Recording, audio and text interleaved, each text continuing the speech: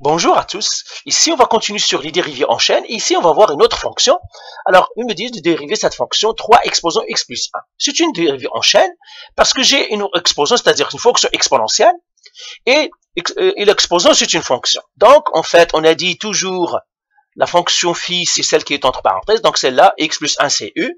Et puis, la fonction exponentielle, c'est le y, c'est-à-dire la fonction mère. Donc, y est égal à 3 exposant u.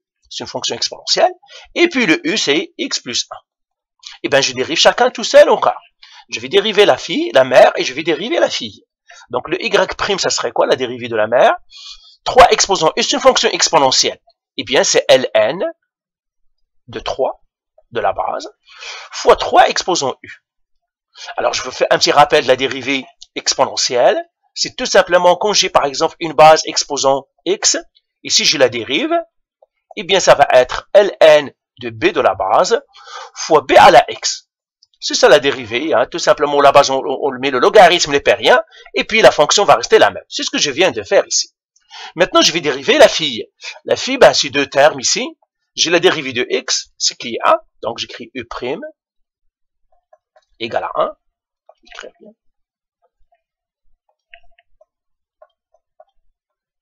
Et puis la dérivée de 1, c'est une constante, c'est 0, il n'y en a pas.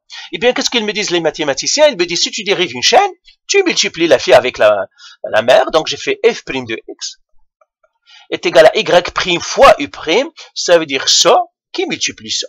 Eh bien, ça va faire ln de 3 exposant u, qui multiplie 1. Mais quand on ne multiplie pas 1, ça ne change rien, donc 1 ici n'est pas utile. Eh bien, voilà, tout simplement, je peux l'effacer le 1 ici. Ben voilà, j'ai trouvé ma dérivée. Et c'est tout. Ben voilà, je l'encadre.